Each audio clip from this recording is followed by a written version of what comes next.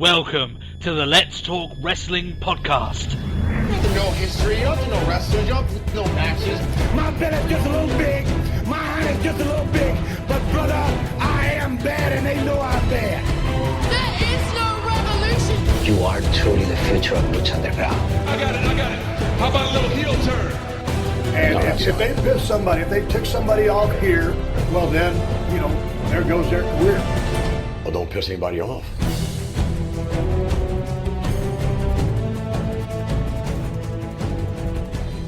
Hello everyone and welcome to the Let's Talk Wrestling podcast. The wrestling podcast to review the go-home show for Wrestlemania, which is Monday Night Raw, of course, and give you guys the wrestling news of the week.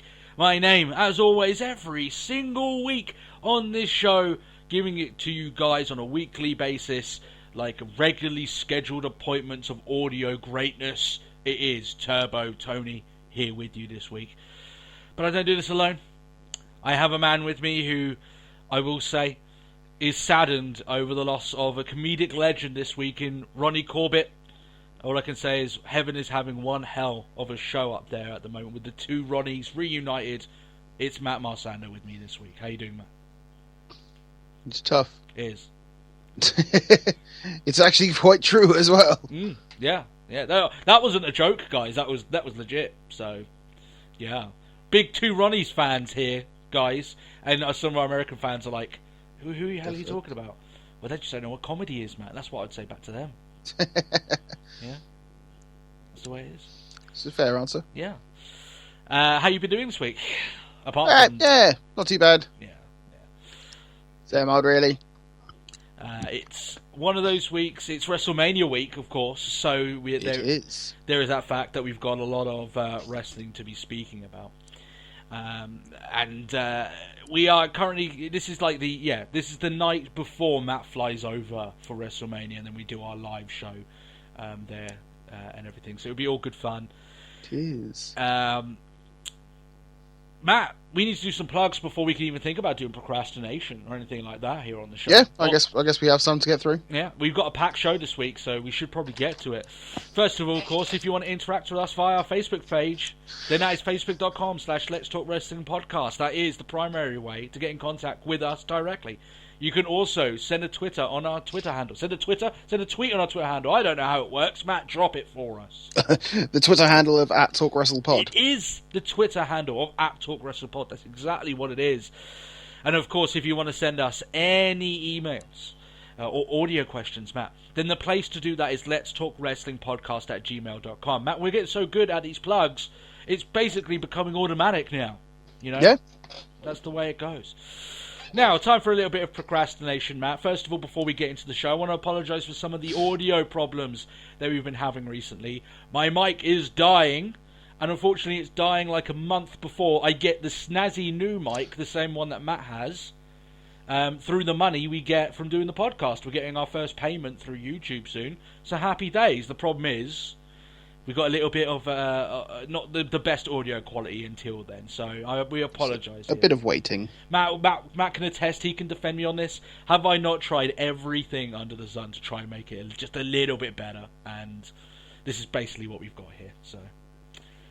Go on, defend me. Go on, I'm saying you should. I have nothing to say. Yeah. Oh! You think I could be doing more? Do you? Is that how it is? Is it? Cannot defend you. Oh, really? Okay. Well, I remember that. I remember that. I really will. I've got it. Yeah. Matt doesn't know anything about audio levels because it's always me that's banging my head against the wall. Talking. Yours is always fine, Matt. That's the problem. It's me. It's mine. That's the issue. So, oh well. That's just the way it is. I'm just here for the voice. It is the sexy voice that drizzles over this podcast. Matt, I have some procrastination for you that you may find a little bit delectable.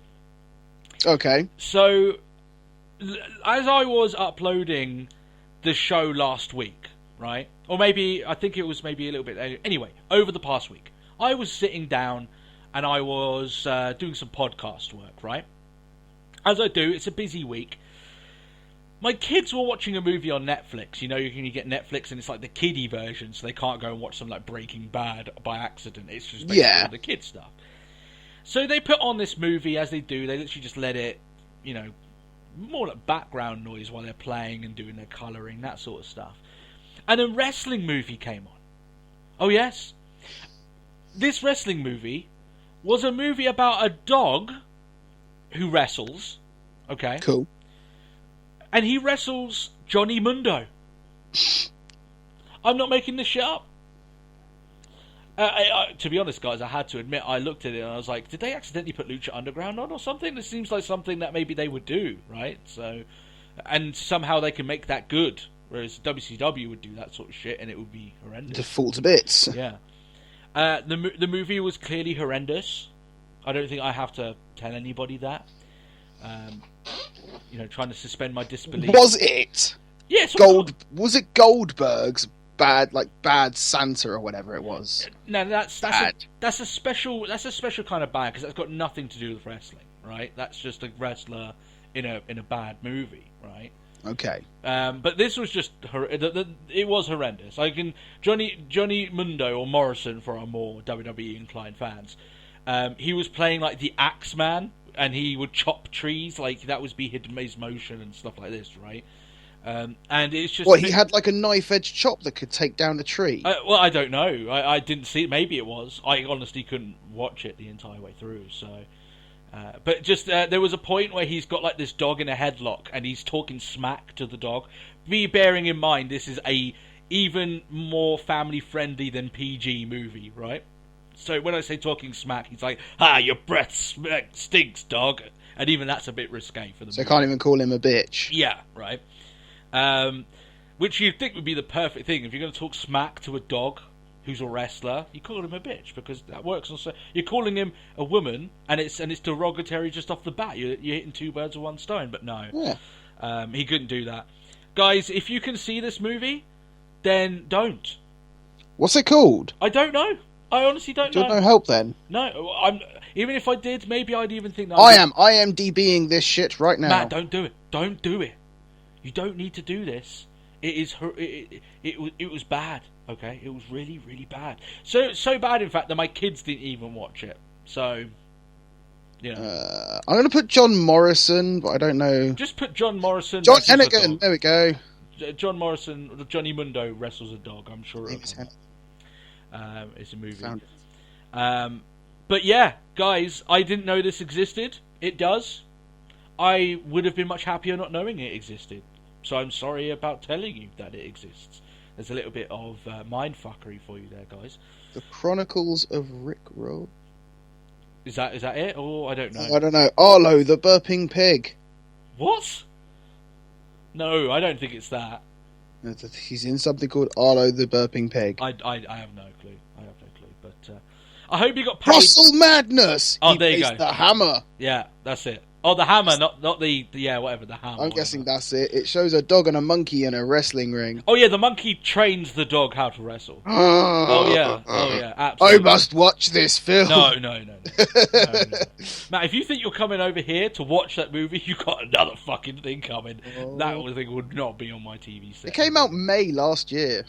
I didn't realise it was that recent. I thought maybe it got done and shitted out years ago, and it just happened to stay on Netflix throughout this time. But oh well. Have you got any procrastination, Matt, before we begin? Anything? I'm going to watch the trailer. You're going to watch the trailer? I didn't realise that it actually had enough budget to make a trailer, but apparently so. The dog's cute, though. The dog's a bastard, Matt. Yeah. I don't like anyone involved in that movie anymore, so there you go. It's turned me very, very evil against it, so that is one of the things. Why do you watch that trailer, Matt? As a guy who looked legit tough. Huh? Who? What? I don't know, some matey in a prison jumper. Okay. I will tell the fans of this show what you can expect from this week's episode. It is a big episode. We have some news, some unfortunate news. We have some fan feedback, some humdinger questions by our wrestling fans, of course.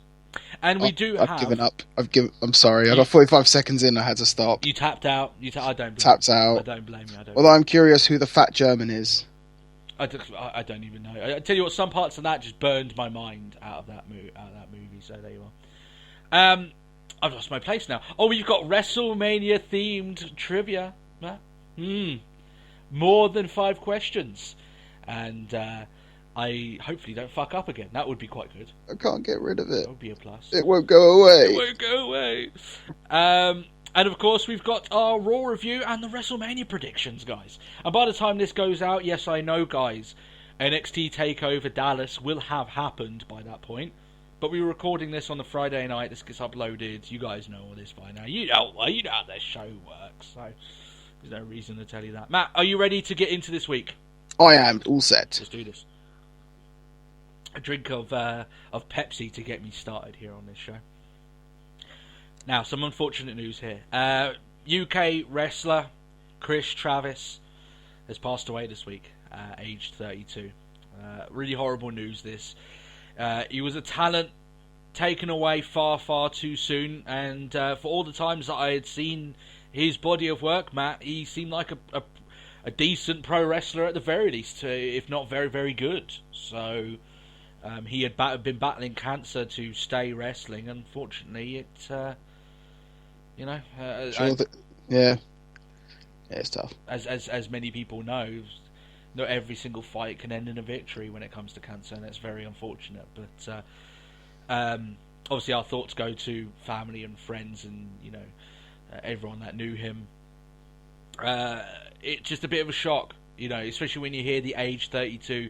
You look at the pictures of the guy; he looked still relatively young, in great shape, right?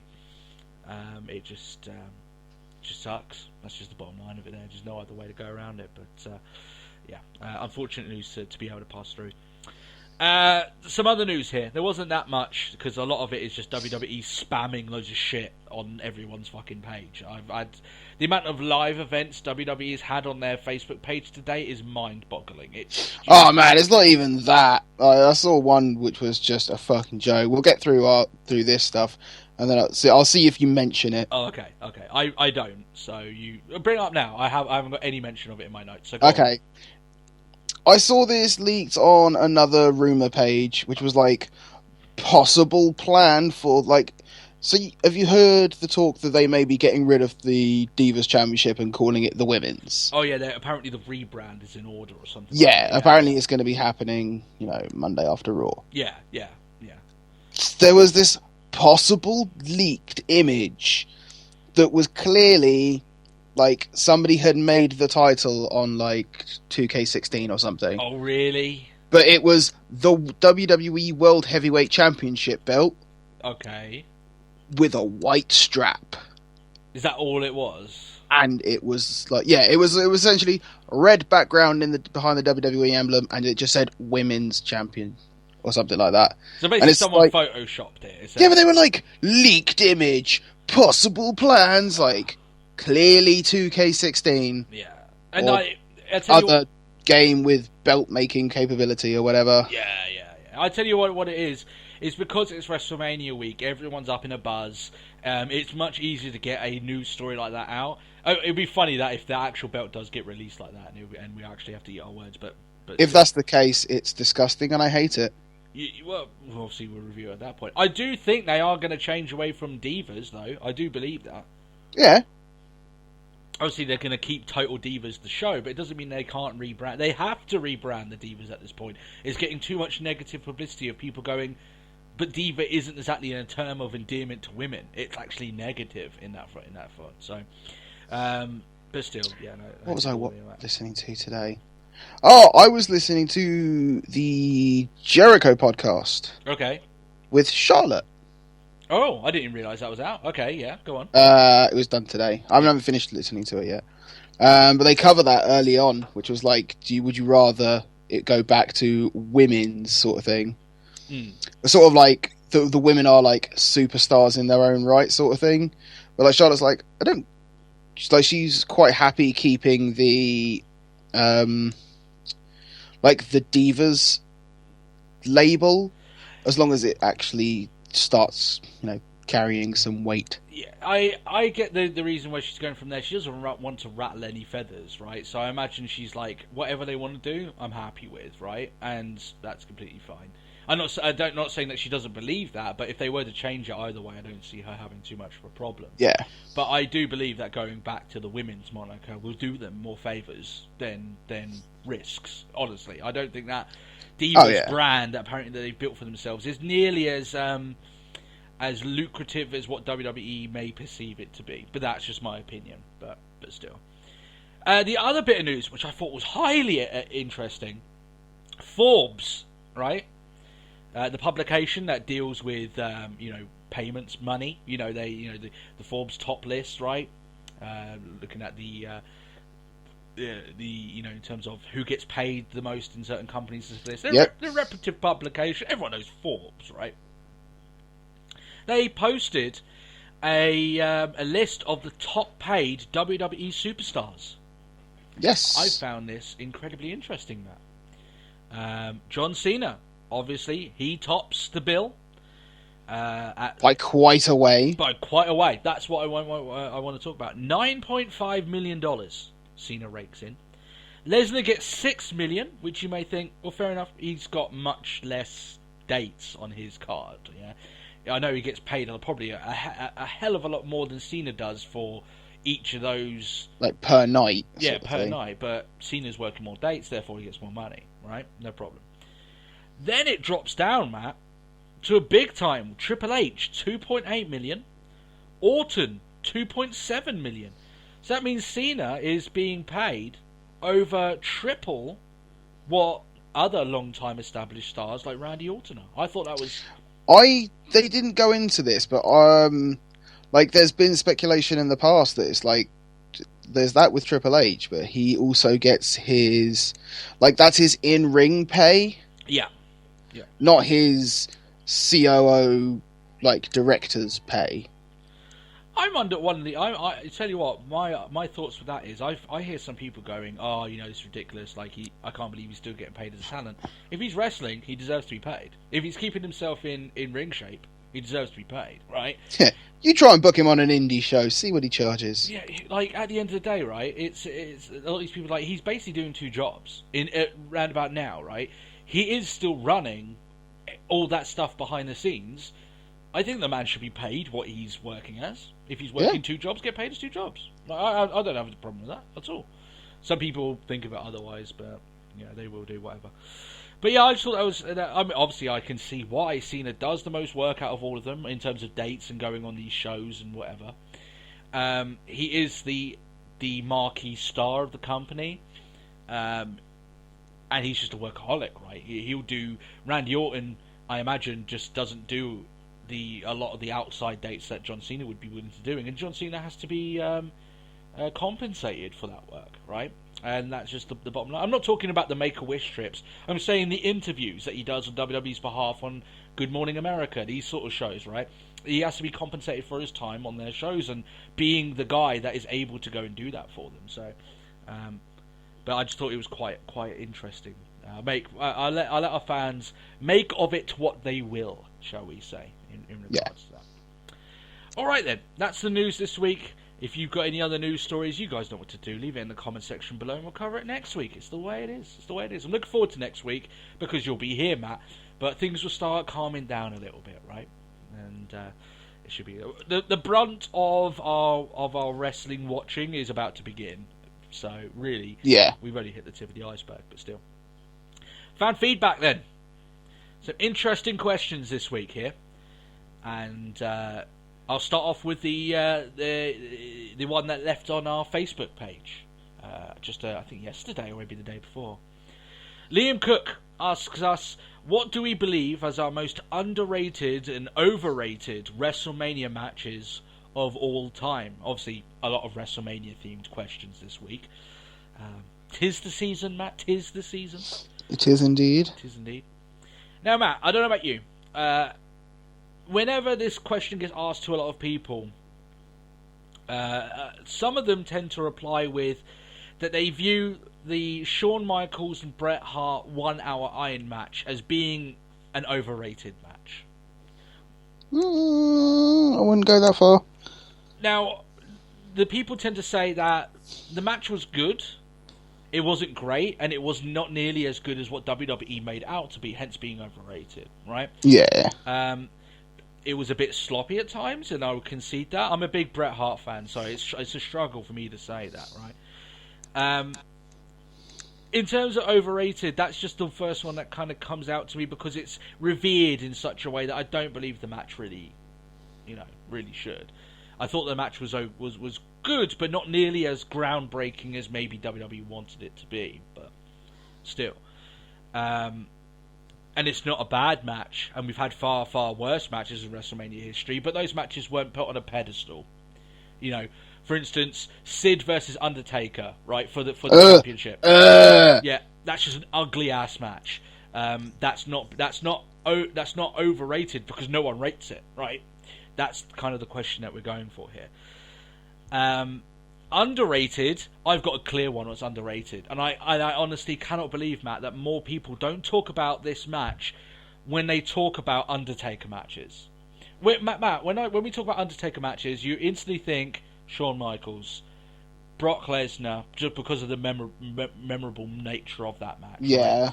Right? You think Triple H, Hell in a Cell, right? Maybe even CM Punk to a lesser degree. Yeah. There is one match that I believe, for me, when I watched it, I thought was fantastic, and I thought it was absolutely brilliant. It's a WrestleMania match. It was a main event with Undertaker. It's Edge versus Taker at WrestleMania 24. I think that match, Matt, is phenomenal. I thought that was great. That was an awesome match, yeah. When anyone lists matches that The Undertaker's had as their greats, nobody ever talks about this match. And I think it's a crime. I really do. I think this match, when I watched it, and a lot of people, when they look at WrestleMania 24, I love WrestleMania 24, by the way, but a lot of people think of WrestleMania 24 as Ric Flair and Shawn Michaels, right? That was such a huge and memorable moment. The I love you super kick, right? That match being so... The bunny match. Oh, well, yeah. Oh, clearly that was a groundbreaking match, Matt. That was a WrestleMania moment right there. Yeah. But, and they don't even talk about the actual match that finished that show. Yeah. And when, like I said, when people talk about WrestleMania matches and Undertaker, Edge isn't even in the conversation. And I'm like, they had one of the best matches... easily, Matt, I'm going to say right now, I thought it was the best singles match of Edge's career, without any question. Yeah. At WrestleMania. I could go as far as to agree with that. Yeah. It was at a time where nobody honestly thought that Taker was going to lose. There were several moments in there where I thought Edge was going to beat him. They suspended my belief. Is it as good as Shawn Michaels versus Taker? No. It wasn't as good as that. Maybe that's what harms it, that a year later Taker probably gave, especially in your opinion, Matt, the greatest WrestleMania match of all time, the greatest match of all time in your opinion, as you said before, with Shawn Michaels. Maybe that overshadows the fact that he did have a very, very good match with Edge the year before. But yeah, I'm going to go with Edge and Taker, Matt. I honestly thought WrestleMania 24 main event, phenomenal. I really do. I think that's a 5 out of 5 star match. And it's one that no one ever talks about. And I do think it's one of the most underrated of all time. Is there any other matches that maybe come out to you? Of an Undertaker one? Go on. I feel like the one he had against Triple H at 27? The one without the Hell in a Cell? Or the Hell in a Cell? No. The year that Cole had the coal mine. Yeah, so, yeah, I get you, yeah. Was that 27? The one without the cell, the one where they told the story. Yeah. The one that Bret Hart said was a 4 out of 10 match, so... Yep. Well, what does Bret know? I feel like this is going to start up something here, and I'm not willing to go there, so... but you believe it's underrated, that match? I feel like it's underrated. I thought it was a great match. I thought maybe if not the match was, at very least, I think we can meet in the middle and say I think I liked the story that they told in that match quite a bit. And wrestling is storytelling, so make of it what you will. But yeah, there's my answers to that. I mean, maybe we didn't answer the overrated ones a lot, but that's the HBK Brett one is one that a lot of people talk about, and I can kind of find it hard to disagree because it's not either of their best matches at WrestleMania. It was a good match, but it just wasn't nearly as phenomenal and groundbreaking as what WWE wanted everyone to think it was. Yeah. So that's the reason why I think of that. Asling? I got this completely wrong. I completely mixed Alex from Wrestling Boom into Asling. So, there you go. Alex from Wrestling Boom asks, what moments in wrestling history have made us cry or get shivers down our spine? asks for maybe top 3 moments. I'm not going to rank them, but I do have 3 moments. Matt, Taker returning at WrestleMania 20. Remember when he finally came back as the Dead Man? Remember when you hear Paul Bearer for the first time in years? Oh yeah. Yeah, exactly right. I had shivers going down my spine with that entrance. That was the match he had against Kane, and the match itself wasn't really that great, but it did its job. And I think that entrance and just like knowing that he was coming back, awesome stuff, really good. Yeah. Matt, the one that made me that I can pinpoint the episode of Raw. That I don't think it was Raw. I think it was SmackDown actually that I watched. That made me cry the most, and without even think about it off the top of my head, I knew it immediately. It's the Eddie Guerrero Memorial episode. Oh God, yeah. I remember seeing a video package of Batista sobbing his heart out, and seeing. Yeah. I mean, I was sad. I was really sad. But seeing Batista, this hulking behemoth of a man, just break down in tears, I couldn't hold it back myself. I was just like, this is awful. This really is. Awful stuff here. And in terms of getting goosebumps up my spine, maybe not what you're asking here, but I'm kind of thinking the one that invoked a response from me.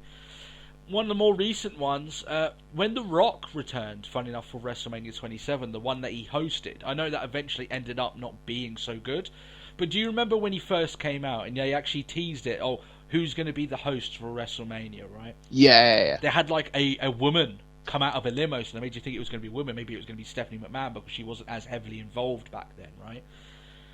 And then his music hits and they do this wonderful sweeping crowd shot where they get the entire crowd's response, and then it goes to the Titantron. Every time I watch that, I get goosebumps because the return and everyone was off their seat. Nobody saw it coming. I guess some people saw it coming, but just even the idea of him being there, I get goosebumps still watching that. That's a hell of a pop when he came back. So, any moments, Matt, that made you cry? Shivers down your spine? Goosebumps, maybe? Edge's retirement. Oh, yeah. I'll tell you what, in terms of crying as well, did you watch the 24 episode with Daniel Bryan? I haven't seen it yet. Oh, God, that is hard. That is hard to watch. It really is. I didn't cry, but, geez, it's tough to watch, guys. If you got any sort of respect or feeling towards Daniel Bryan, it's hard. It's hard, it really is, but still. Kane St. Dennis asks if we realistically think Kurt Angle will ever come back to the WWE, and would we rather see him on NXT or the main roster, and who would we like him to feud with? Alongside the Cruiserweight division questions, I think this is another one that we get quite a lot. Kurt Angle. Matt, I wonder what you think about this, because I was under the assumption that if he was going to come back, he would have come back when his last TNA contract expired, because all we were hearing, Matt, was reports of him trying to get in contact, trying to get some sort of deal with WWE, and them being very non-responsive towards that. So if it didn't happen then, I'm under the assumption it won't happen at very least for another while. Are you on the same sort of thought track, or do you think it's kind of a tough one. I don't think we will see him back, period. I think if you are, it's going to be a Hall of Fame induction. I don't think you're going to see him down in the ring. Maybe that's for the better, because one of the things that we hear about Angle as well is that his body's not particularly in the best of shape, nor would you expect it to be. He's got a lot of mileage on that body at this point, and he puts it through a lot when he wrestles anyway. If he were to come back, the only match I really would want to see is a singles match with him and Chad Gable down the line, but that's with Chad Gable Battle of the Amateurs. Yeah. Hell, even do it like amateur rules, like you get points for certain things, I was actually watching videos of Chad Gable actually doing some amateur wrestling. So. Well, do it that way, or just do it good old-fashioned British World of Sport. Yeah, that way, but I don't think it's happening. I think if it was going to happen, it was going to be when his last TNA contract expired, but it did. WWE didn't take him up. and honestly, I do think that there's a bit of bad blood between some people in management there and Angle.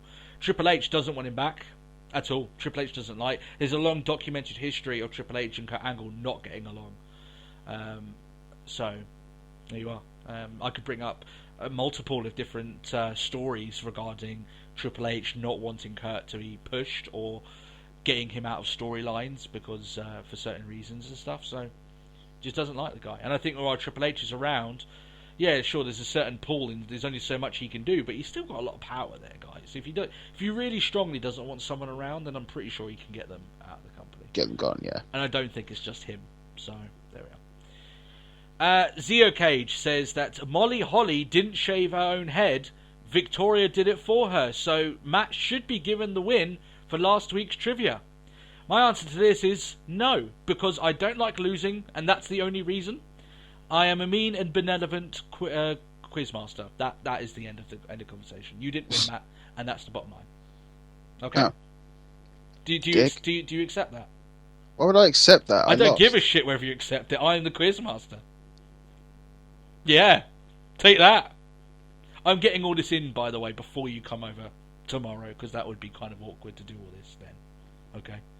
Yeah. I'm the kind of guy that talks some shit. Well, I know you're not in arm's reach. So there you go. Yeah. Come at me, bro. I know you can catch me when you get here, which is a bit unfortunate. Yeah. But still. I'll whisper at Zeo Cage. Yes, he kind of does deserve to win because I did fuck it up a bit. But no, he didn't. And he doesn't. So there you are. Oh. He actually asks if Enzo and Cass are being set up. I wonder if you'll win this week, Matt.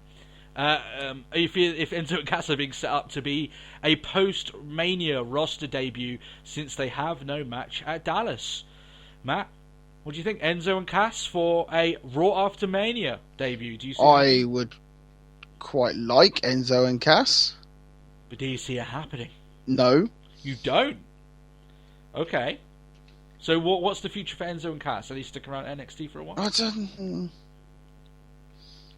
I think it's a given, personally. To be fair, it would be a crime if they weren't. I think they've been kept out of the limelight because their moment to shine is to come in and have their debut the Raw After WrestleMania. Matt, imagine with that Raw After WrestleMania crowd having Enzo and Cass make their debuts. Yeah. That's going to be... What better way to introduce them to the general audience by having all of that crowd do that opening shtick with Enzo, right? That's the best way for it to catch fire. Because if they come out on a date where not a lot of people know them and they try and do the bada bing, and all that sort of shtick, and it doesn't catch on with the crowd, it's going to come off really awkward. What's the best way to get that off on a start? The Raw After WrestleMania. Yeah. Tens of thousands of fans do it. It's gonna come off really well. But if you don't think they're gonna debut the Raw After Mania, Matt, when do you think they will, or do you think they're just keeping it off for a little while longer? Because I mean, they haven't even been on NXT since they lost at Roadblock. Yeah, didn't realise it's been that long. Bearing in mind as well, Matt, that those tapings for what happened at because Roadblock was a live show, right? So those tapings were done ages ago because they still got Bull Dempsey in them, right? So they knew that Enzo and Cass wouldn't be involved in Dallas that early. That's the reason why I think he's going that it's been set up for Raw After Mania. I think everything points towards that. But what do you think then, Matt? Have I given you a little bit of a perspective there? Do you think you might be able to pull that off? Yeah, I'll consider. I know what you're doing, Matt. I know what you're doing. You're trying to make it so you don't think it's going to happen, so you're just all the more excited for when it does, right? I don't. Yeah. Basically. And you can't teach that. You can't. Just No, like you can't teach how to be an awesome quizmaster. So there's that. Awesome quizmasters don't get their questions wrong. Shh. You're just the peasants who answer the questions. Okay, that's the way it is. I feel like this power is getting to my head a little bit here. Maybe I might have to. Considering it's flawed as well. Yeah. Still, not this week. Not this week. Anyway, he's half expecting. It's not flawed. I am all knowing. Yeah, I am infallible. Another question that he has is in regards to Finn Balor. I'd like to get your thoughts on this, Matt. Is he in danger of not having enough difference between the normal and demon sides of himself, as he wrestles pretty much the same either way? No. You don't think there is? I think there is a difference between the demon and the man himself. Okay. I could understand how people can say, not really. But I feel like there is. There's a lot less in a sense of pace. Yeah. He can sometimes also be more methodical. Like in demon form. Okay. In So, terms of the mannerisms and the way... Yeah. Okay. The one thing that I would like them to play up a little bit more is make it so... I like this dynamic, Matt. They could almost be very comic booky with it, right? Where they could do it so Finn Balor is a great wrestler and he can put people away no problem, right? He's a great champion and he's defended his championship, Matt, without even using the demon. But when it comes time where he thinks that maybe his championship is under threat and he needs to invoke the strongest part of himself, which is obviously the demon, right? That demon doesn't know when to stop. And Finn Balor's a very nice guy, right? He comes across as a very nice guy, doesn't really want to injure anyone, wants to do right by people. But the demon doesn't give a shit, right? Demon doesn't care if it goes a little bit too far in a match and injures someone, right? If it goes a bit wrong. Yeah. The demon doesn't care if after the match, even if they win, they keep attacking, right? So while it's that point, it's that thing that you could play up with Balor in terms of character, study with him, is that, he invokes this demon to defend his championship, but at what price? Is he even willing to do that in the future? I think that's quite an interesting dynamic that they just don't play around with at all. Whether or not they're doing it now, I think they could play it up a bit more. I think some of it, Matt, is not so much Balor's fault, but I think it's like the way the character itself is presented. Remember all those really good vignettes that they did of the demon kind of coming out of his skin and stuff like this? You mean, was that before Tokyo, wasn't it? I think so. Yeah, I think that was leading into Tokyo. I think that was before the Japan tour. Yeah. It was almost like eking out of his skin sometime, or tugging at the skin. Yeah. That sort of stuff. They just haven't played that up that much, so that's the main thing. Even leading into NXT London, they really haven't played up the demon aspect of him that much, so... that's what I think it is. I think there's an interesting dynamic there and an interesting story if they're willing to tell it. But I think some people, like Finn Balor's been champion for a long while. He has, yeah. Maybe some people are starting to get, especially nowadays, we're not exactly educated to enjoy lengthy title reigns with people. And he is like the longest reigning NXT champion now, so... is he now? Yeah, he is. He had that match with Adrian Neville to signify him beating his... Oh, yeah, that was him taking the longest slot. That's it, yeah. But, that's what I think. You could have it so that I don't think you need a guy that has two different mannerisms and two different movesets. Just have it that the demon is far more dangerous and vindictive, right? And he just doesn't know when to stop. Yeah. That's the way I would play it up. Like, it's really bad because you've got, like, Curtis Axel going, the chains are off, sort of thing. But that's kind of it. Yeah, that's basically what I'm going for there, but still. Next question. Anthony Smash asks that's a great wrestler name, by the way. Anthony Smash asks, who in WWE do we think is underrated on the microphone?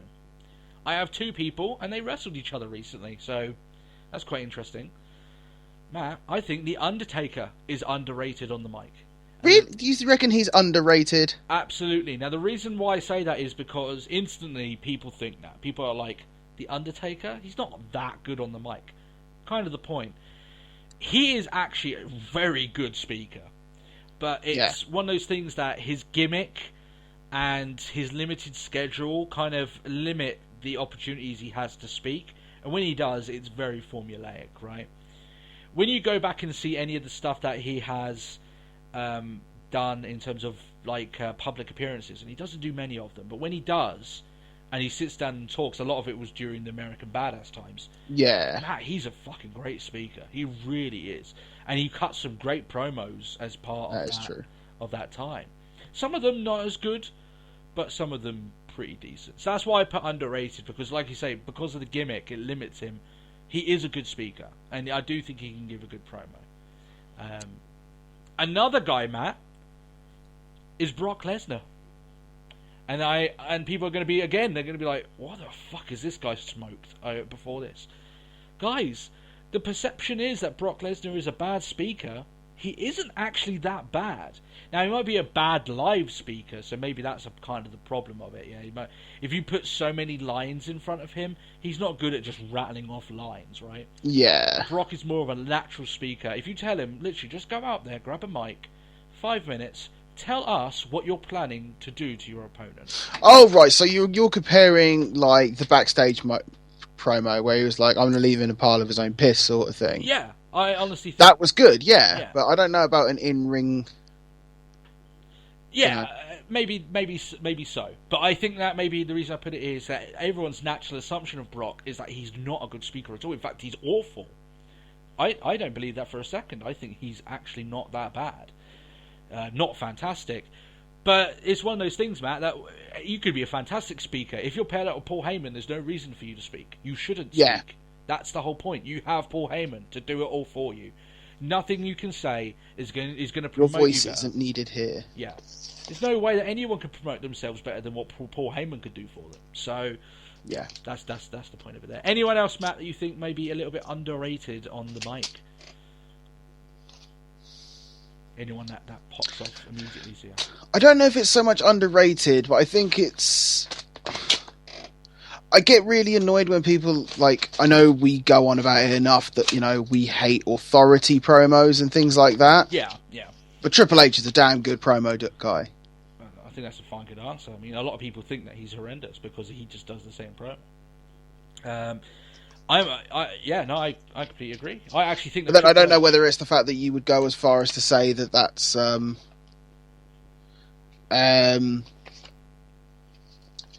you know, that's to say that he's underrated in any way. I do think so. He gets forgotten. I believe so because, yeah, sometimes he does these promos where it waffles on a little. Like he's basically been doing the same promo now for about 4 weeks, recently, right? And sometimes you don't understand what real power is. I have real power. Look, money, power, peasant. Yeah.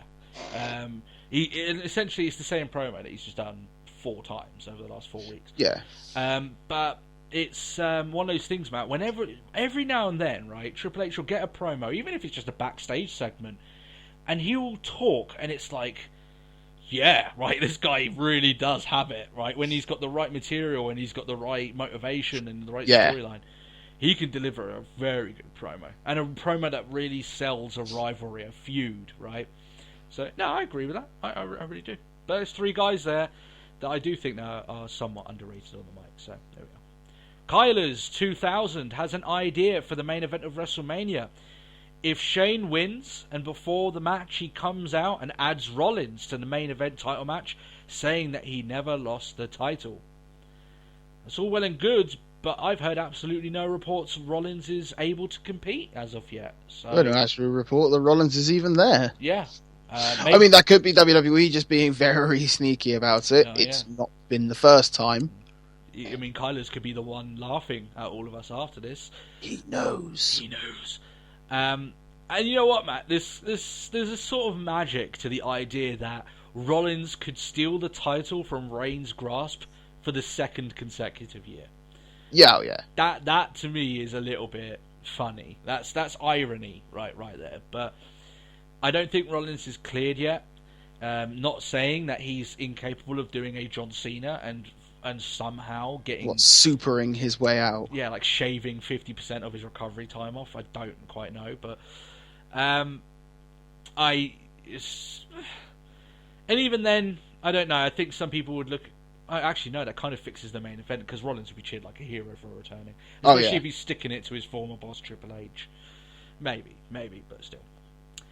MC Schwarbo replies to my statement last week, saying that he's sorry for writing columns on every video, but he's passionate about wrestling and likes to elaborate on it. Don't be sorry. I tell you what, if you like writing columns, write a column up and put it on our Facebook page. If it's good enough, I'll post it up. There you go. I invite you to write columns. Do it. It's good stuff. If it's good enough, like I said, I might just put it up there. In fact, after WrestleMania dies down a bit, I'll put my third article up there. I have no idea what it is yet. For people, I didn't even promote the second one. It was how to fix the pre-show. You gave that a read, Matt. What did you think of that one? Yeah, I liked it. Yeah. I've got to agree with it. Some points people might not agree with, but when you're trying to make a point and trying to elaborate on it, that's fair enough. That's the way it goes. His question, though, is about gimmicks. And knowing how important they are, who do we think was a solid in-ring competitor or a solid pro wrestler who could speak? But he was never elevated to that top status because he just harboured a bad gimmick. Or vice versa, maybe a guy whose gimmick entirely made him, right? And he wasn't that good, but the gimmick was what made him a huge star. Good question. I do like this one. Humdinger question here. Talking of the Undertaker, Matt. Now, hear me out. At the beginning of his career, Taker may have had that gimmick thing leveled at him, because at the beginning of his career, Taker wasn't very good. He wasn't a good pro wrestler at all. The Mortician, right? As just like I said, the first year of him being around, he just wasn't that good, and the gimmick protected him in a way. The gimmick made it so he didn't have to sell, that he didn't have to do flips and bumps and all this sort of stuff. He was just a couple of mechanical moves and an unmoving dead guy, right? But towards the end of his career, well, not the end of his career, the second half of his career, he's become a world-class pro wrestler who's performed some of the greatest matches we've ever seen. So that can't really be levied at him. Ultimate Warrior, maybe? Do you think that? Ultimate Warrior never really was that great. Good. No. In ring, it was the presentation of him and the infectious gimmick and that intro of him running out that music, the colour, the paint, the muscles. Yeah, right? the energy of it all. Yeah.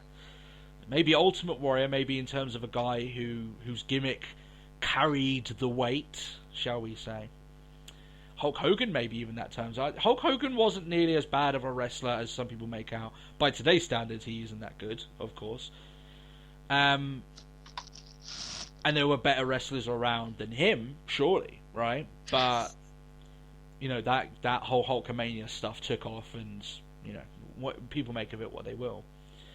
In terms of a world-class athlete that just needed a decent gimmick, I look at Dolph Ziggler.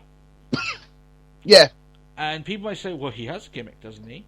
Yeah, he does, but tell me, when was the last time he stole someone's girlfriend? Or did any showing off? He doesn't have a gimmick. He doesn't really have a gimmick anymore. He's just Dolph Ziggler, the wrestler. If he had been given a gimmick that really would have taken off, I honestly think Dolph Ziggler could have been their marquee star.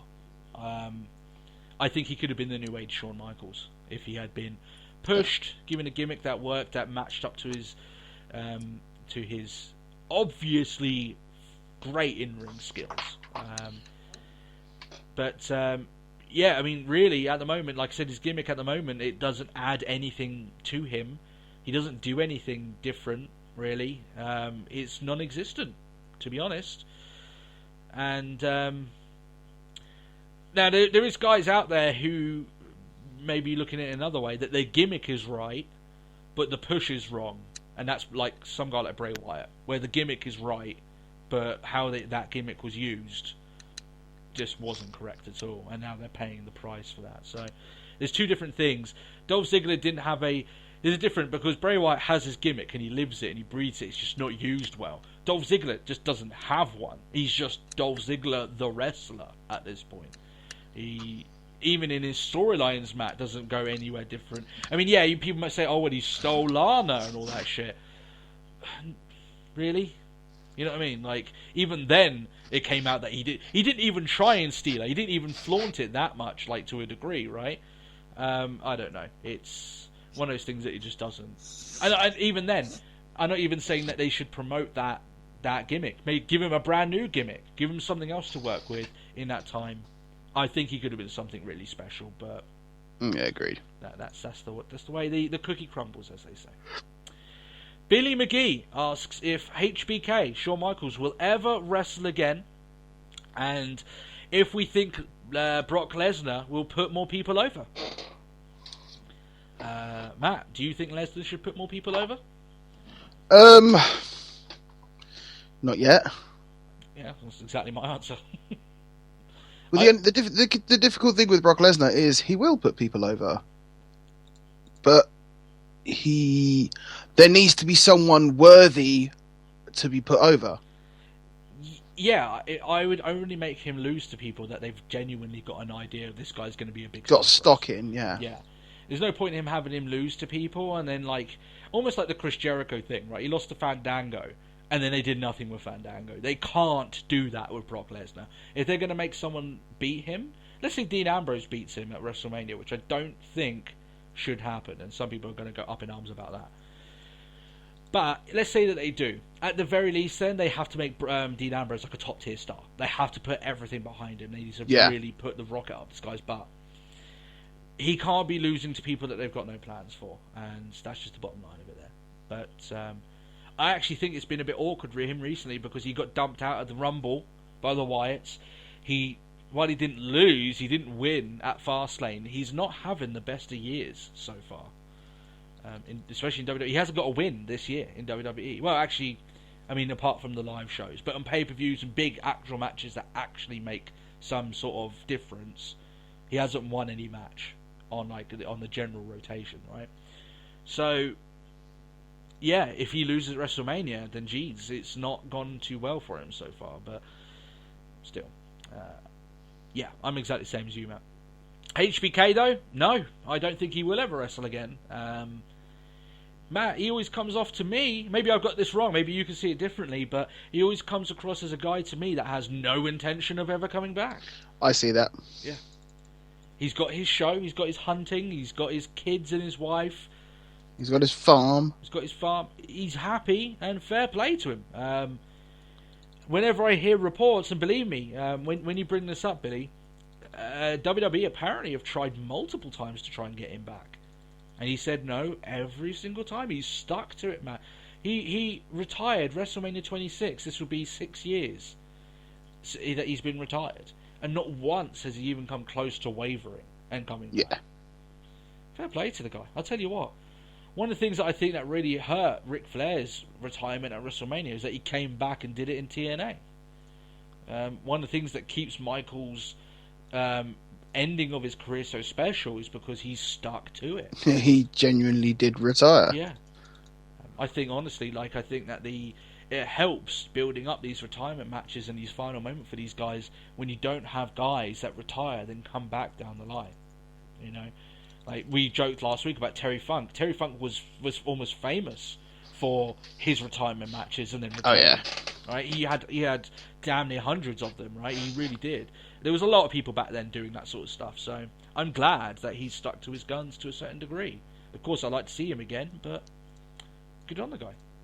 That's all I can say. If you want to see a great match with HBK, SummerSlam 02. I know I say all the time, that match with Triple H. Triple H Street Fight. Oh, Matt, that's delectable. Good stuff. That's delectable. All right, guys. Do you have any questions from the Twitter sphere this week?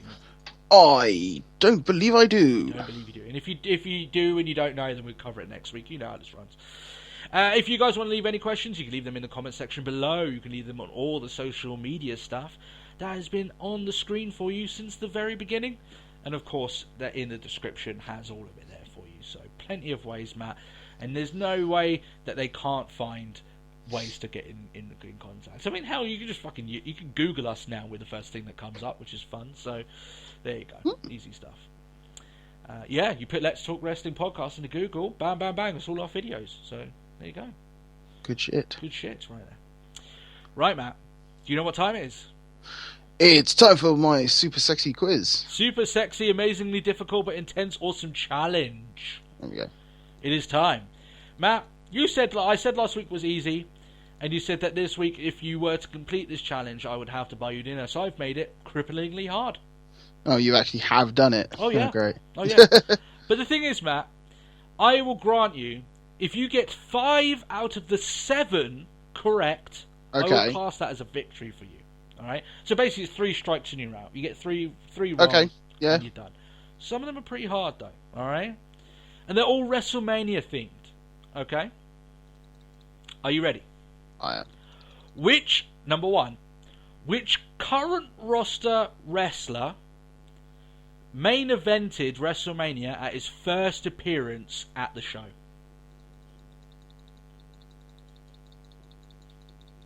The timer is ticking. Main evented at his first... Yeah, in his first appearance at WrestleMania was the main event of that show. Sheamus? That is incorrect. I'm sorry there, Matt. It was Brock Lesnar. Of course. He wrestled Kurt Angle. So, He did, yeah. in that match where he did that shooting star press and fucking... Nearly killed himself, yeah. Nearly killed himself, yeah. Oh dear. Okay. I did say it was very hard. In fact, I'm expecting some of our fans to have a few problems with this one. Number 2. Who is the only wrestler to win and lose a championship at the same WrestleMania event, not counting the Hardcore Championship? Oh, Kane cashed in. Kane cashed in? This is at WrestleMania. So I'll let you answer that again. Oh, no, that wasn't Money in the Bank then. Yeah, Yeah. no. So, only wrestler to win and lose a championship at the same WrestleMania event. Would you like a hint? It's got to be stripped through technicality, but yeah, okay. I'll tell you who won the title from him. Right. It was Hulk Hogan. Oh, fuck off. So Hulk Hogan beat this guy who won the title from someone else in that night. Ooh. I think that hint might have got some of our fans. I think they might have got it with that one. Do you have any clue, Matt? You're running out of time here. I have nothing. You have nothing. It's not a good start. It's Yokozuna. If you remember Bret Hart versus Yokozuna, WrestleMania. Yeah. Yokozuna won, and then Hogan goes went, brother! Yeah, literally. Yeah. And I think that's the quickest final match at WrestleMania. Yeah. Was that match as well. So there you go, Yokozuna. And that was the one where you had, I think it was Mr. Fuji threw the stuff into Bret's face, and that's what cost him the match. So it was. Number 3. Oh dear. So you can only afford one more. You have to get the rest of them right now, Matt. Okay. Who holds the record for most victories at a single WrestleMania card? Most victories, what? Like across one night? One night. One night at WrestleMania. Who holds the record for the most victories? I told you, Matt, this is hard. This is hard shit right now.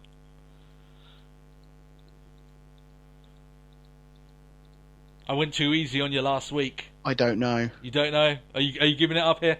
I'll concede. It's Randy Savage. If you remember, there was a tournament, and he won the entire tournament on that WrestleMania. So it was 4 matches he won on the same night. Yeah. All right then. So you've lost, but now we're playing for pride. Okay. Number 4. Name one of the 2 feuds that has resulted in 3 separate singles WrestleMania matches. So 2 feuds have had 3 matches each at WrestleMania. Name one of them. 2 feuds have had 3 matches. Yeah. So basically 2 guys have wrestled each other 3 times in singles matches, and there's been 2 feuds that's had that. So 4 guys, but they've wrestled, you know what I mean. You need to name just one of those matches that have wrestled each other 3 times in WrestleMania. There's only 2 guys. There's only It's 2. well, it's Taker. Taker, okay. And who else? Well, 2 of those would be Michaels. So that wouldn't be correct then. Who else? Triple H. Oh, he's got it, ladies and gentlemen. He gets number 4. Taker versus Triple H. Yeah, they wrestled each other at 17. Yeah, And 17, obviously then 27, 28 or something like that. So 3 Yeah. matches. The other one is Rock and Austin, who face each other at 15, 17, and 19. Yes. So, there you are. They're the two. There you go, Matt. Here we go. You're off and running. Number 5. What is the longest match in WrestleMania history? The Miss WrestleMania match felt like it took forever. It felt like it, but it wasn't. So The longest WrestleMania the match. longest WrestleMania match in history. I will give you a hint. We've already spoken about it on this episode. Well, yeah, it's the Iron Man It's, match. it's the Iron Man match. That's it. Shawn Michaels, Bret Hart, Iron Man match. So you got 2 here. Okay. Number 6. The shortest WrestleMania match in history. Sheamus Bryan. No. No? Actually, yeah. No. It is Chavo Guerrero versus Kane for the ECW Championship. Remember where he... Yes, it was! And it was about 5 seconds of nothing. Yeah. Yeah, that's exactly We're just like, hey! Chokeslam. That's it. Bye! Okay, so the last one, this is for you to get 3, okay? Daniel Bryan was the opening and final match at WrestleMania 30.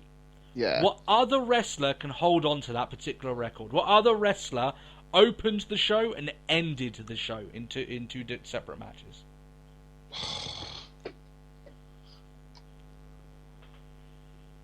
The Quizmaster's back, baby. Oh, yeah. This feels good. This feels good. Would you like a hint on this one? I'll take a hint. You take a hint. It was at WrestleMania 10. WrestleMania 10. That must be a big enough hint for some fans out there, because, you know. You're saying that, and I'm drawing a blank. All right, will you concede? I concede. Bret Hart wrestled Owen to open the show, and he also won the championship in the main event of that night. So it was Bret Hart. Yeah. So you've got 2 out of 7, Matt. Don't do too bad. I did say it was hard, and it's intentionally hard. Okay, so Because you're a cheapskate.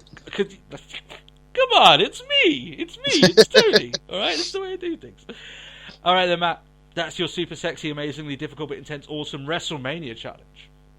How do you like those questions? Pretty tough. I'd like to know how our fans got along with that, because I'm sure some of them would have stumped them. I'm sure that some of them. And I tell you what, I'm sure there's one of them out there that got all of them right, because you guys are awesome like that. So, but good stuff. Who knows, Matt? Maybe next week will be your week. You'll be with me, so I don't know how I'm going to make trivia and not know what the answers are. I'll have to. That's very true. It probably won't be as hard as it was this week. I will grant you that. Better not be, because you'll be like right next to me. And I punch you. I can just see you increasingly getting. Because I can just instill physical violence upon you. It's fine. All right then, Matt. Raw review. So this is the go-home show for WrestleMania 32. Yeah. WWE's very last chance. SmackDown doesn't really count. Very last chance in selling what they are billing, Matt, as their biggest WrestleMania of all time, and why not? With the fans that are thinking of getting into that building, technically it will be, right? They're trying to go for that 100K, beat the record, right? And by all accounts, apparently they will do that. So if they are, then this would be the biggest WrestleMania of all time in terms of crowd attendance, but we'll go into that. Yeah, you expect them to go balls to the wall, all out, considering last week we slammed that episode, Matt. We slammed it pretty hard. And it emanates from Brooklyn, New York, the home place of SummerSlam and obviously TakeOver Brooklyn. So, some very recent wrestling history right there. Mm-hmm.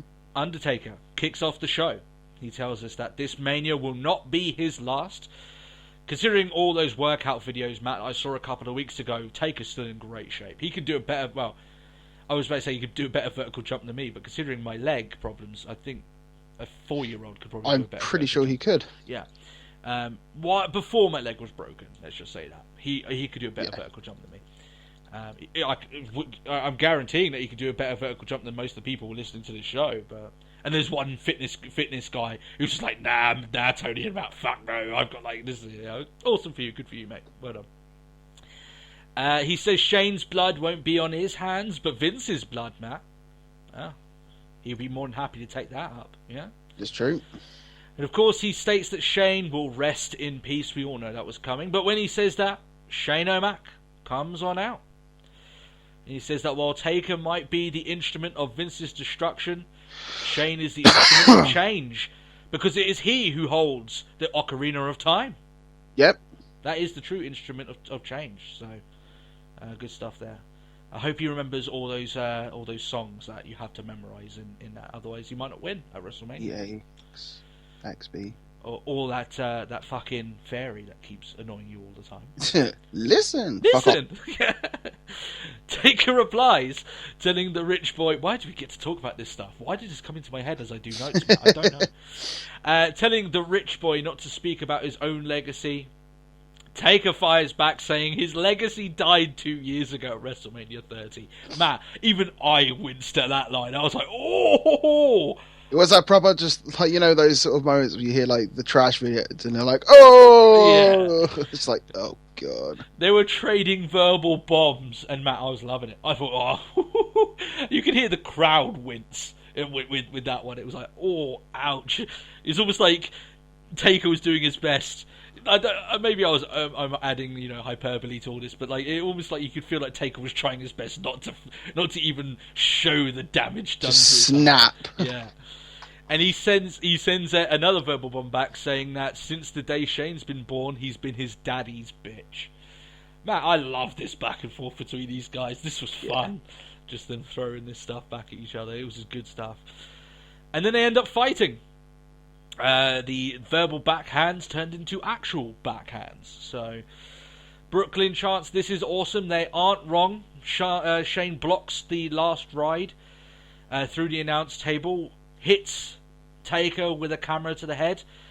So here is a mathematical equation for you, Matt.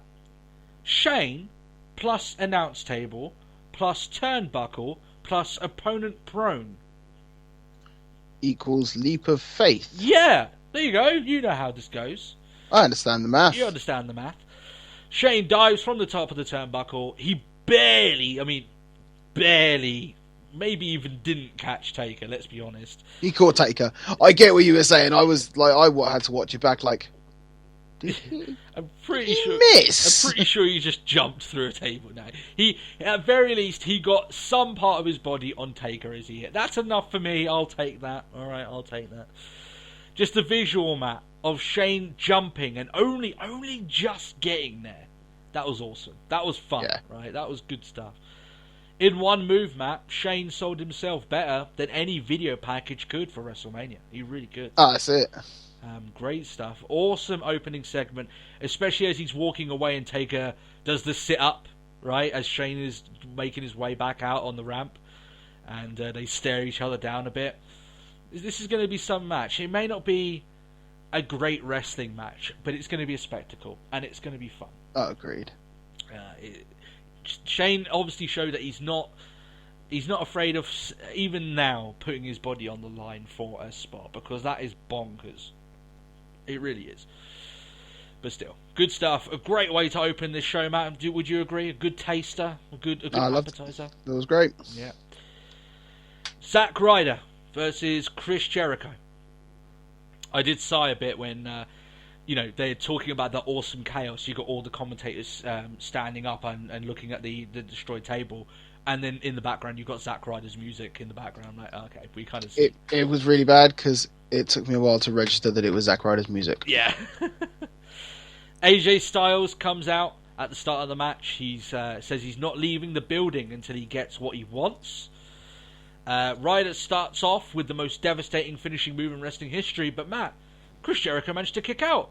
He's the only man immune to the most ultra mega uber finishing move of all time. Of course he is. I don't know how he's done it. I honestly, with that behind him, I don't know how Styles is going to beat him at WrestleMania. I just don't see it happening. Personally. It's like, haha, you think you could get me? They're going to have this awesome moment where Styles gets the perfect moment to do the roll-up pin, and Jericho kicks out, and the fans are like, what? What? It'd be like when Michaels kicked out of the Tombstone at WrestleMania 25. It would be like that again. Yeah. Yeah. Styles starts the Y2J jackass chants. People, guys, I may have had a beer before this show. Just keep. Some slap. Yeah. Ryder uses a different version of the most devastating finishing move in wrestling history. This one does win. So he had to go somewhere. He had to change it up a little bit, Matt, to get the victory here. So Yeah. Jericho throws a royal hissy fit outside, telling Styles that he'll have his match, and it will be the only Mania that Styles will ever have. Guys, I've said what I'll say about this match. I've said what I will say about this match. Everyone knows my thoughts on it. The 3 matches we've had already doesn't really help the fact we're getting it for a 4th time. I'll say this one thing in its defense, Matt. Even regardless of that, I'm sure these guys will put on a great show, right? I think Styles is going to go out there with the intention of trying to steal the show with Jericho. Oh yeah, easily. Yeah. I tell you what, Matt, what would have been really interesting, they made us a number 1 contendership for the title. Made a stipulation with it. Even if they just blow it off on Raw the next night, it would have been quite fun for them to have a purpose. Yeah. I suppose. Yeah. And it's 2 guys that you think, they could have a title shot. Even if they're not going to win it, they could have a title shot. Wouldn't be a problem. Oh yeah. Well, the hell not. Becky Lynch versus Charlotte. I don't know why, Matt. I can't explain it. But I love the fact that Becky Lynch's Exploder Suplex is called the Bexplex. Oh, I think it's great. It sounds like the name of a Becky Lynch themed cinema that only airs steampunk themed Irish movies. It's a niche genre. I will give you that, but the Bexplex, very much so. The Bexplex. It has to be a cinema. I demand that the cinema closest to where I live renames themselves the Bexplex. It has to happen. I concur. In fact, Matt, when you're over, we'll march down there. We will march down there and petition. We'll be like, we are the Let's Talk Wrestling podcast, and they will fall at our feet, and we'll be like, you must change the name of your... And we demand you change the name of this here cinema. To the Bexplex. That's exactly what it is. Matt, this was a short match. It wasn't really long enough for it to be good, shall we say. It was alright. Charlotte capitalises on the distraction from Rick to hit the natural selection and gets the win, which, fair enough. She's a champion. She's lost a lot of matches recently, so... Yeah. Fair play. She gets a win before WrestleMania. You've got to keep your champion strong, so when someone beats her, it's all the more monumental, so... And I think this is the last Raw we're going to see her with the championship for a while, but maybe that's a little bit of a tease into my predictions, but still. No, I can agree with you. Renee Young speaks to Vince McMahon backstage. Quite strange to see him out there in a backstage segment, but still. Yeah. He's not surprised at Shane's actions earlier on the night. He says that while Hell in a Cell is Taker's yard and Mania is his house, Shane is after the entire state. I was like, that's pretty cool. That's kind of a good way of explaining the whole situation. He spots Shane. Shane shows up, tells him that, of course, Vince thinks that he's God, and Vince thinks that no one can run the company better than he can. But Shane is going to take 40 years of pent-up hostility and let it loose on Taker at WrestleMania. I like this interaction. It was small, it was alright, but any time we get to see Vince act as if he hates the son clearly that he loves to bits, it's good stuff to me. I still like that promo that Vince did a couple of weeks ago when he was talking about I have no son anymore, and I did like. I will take him out of my will. I will take him out of everything. Yeah, that was so good. What was it? This is the picture of us going to our first wrestling show, and he smashes it on the floor. Good stuff. Yeah. Big Show and Kane versus Curtis Axel and Bo Dallas. The Social Outcasts start a promo, but they're quickly cut off. But not before. And this made me smile. I don't know whether this was planned or anything. Curtis Axel fits in a happy birthday to his dad. Did you catch that? Yeah. And it was Mr. Perfect's birthday. So I don't know, Matt. That gave me a smile. I was like, fair play to him, right? I imagine one of the best moments that he's ever going to have in his career, Curtis Axel, is winning the IC Championship on Father's Day. He always comes across as a guy that really holds his dad in the highest of regards. Oh yeah. Right? So good stuff there. What didn't make me smile was watching this match end in 10 seconds from a DQ. So apparently, Matt, the entire lower card were waiting for it because literally 2 seconds after that 10-second DQ, all of them were in the ring. 20 seconds of a fight. It's like the worst part of a bando. Yeah. And then, like I said, 20 seconds of a fight, then the ring is cleared. This entire thing. So let me tell you what happened here. Entrances, a match, a DQ. I wouldn't even go as far as entrances, considering the social outcasts were already in the ring. Yeah, right. And yeah, so then you have the run-in by a lot of guys, right? The clear out and the kind of the sign-off. It couldn't have lasted more than like 2 minutes tops. All of that happened in 2 minutes. And it made you wonder, like, what was the point in doing it then? If you weren't really that bothered about building up the match, why would you try and... It was basically them trying to do the bullet train version of trying... Okay, let's do... Bah, bah, bah, bah, bah, bah. And it's like, what the fuck did I just watch? What the fuck is this? Yeah. That's my assumption of it. What the fuck did I just watch? It was It was basically 2 minutes of controlled clusterfuck, which wasn't fun. There we are. Triple H and Stephanie McMahon are out. Tripp says that we're only watching WrestleMania for the WWE title match. Not true. Hopeful, but drastically Far from false. true. Yeah, very, very untrue. He says that Roman Reigns is amazingly good. So good, Matt, that he became champion for all of 5 minutes and 15 seconds. Sorry, did you not forget his second title reign where he was champion for about 3 weeks? The one where you beat him for... Yeah. Triple H says he's now obsessed with being the WWE champion, the fame, the money. Then he basically does the same promo, as I said, that he's done the last 4 weeks. It wasn't... The power! I have power. You guys need authority. You know how this all goes. You've heard it all before. Roman Reigns comes out, and for the 3rd week in a row down the ramp, which I thought was quite interesting, to a chorus of boos. Trips cheers like a hero with a few punches that he threw. Man, this is just going to be awkward with Mania if it just keeps up. Oh, God, yeah. It really is. I mean, they had it, like, this show was in Brooklyn, so I guess that's, like, if that's to be a sign of things to come. Oh, it's a precursor, Matt. It's worried. Can you imagine? I honestly do believe if WWE are going to stick to their guns, we're going to have one of the most awkward WrestleMania moments in history.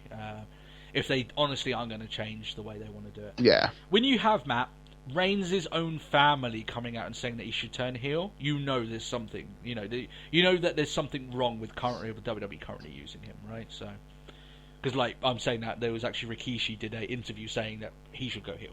So yeah. Kofi Kingston versus Del Rio. In Brooklyn, New Day are treated like the biggest thing since Lucha Underground was started to get reviewed by us. That was a big deal. Agreed. By the way, that episode went out yesterday, so you should probably catch that shit, you know? Shock and horror, I might actually tell you that you can skip an episode of Lucha Underground. Oh, did I actually do that, people? I don't know. Maybe I have to go watch that episode. So, still. Aztec Warfare, by the way. Fucking amazing. Go watch that again. That was awesome. How many times, Matt, have you watched it? Tell me. 3. I'm on about 2.5 currently. So, I feel it's going to be like a competition now. I'm going to have to watch it more than you.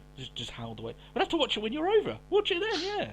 Good stuff. Well, I think it's safe to say I probably won't be watching it again, but I don't need to. But, yeah. Great stuff. I'm going to keep it on a loop, just because it's good shit all the way through. So, they tell us that the Bootios are the official cereal of WrestleMania. And the League of Nations will never have their own cereal because it would be awful. I'm sure it would be. But still. An okay match here. Some big moves, Matt. I wasn't that interested. Let's be honest.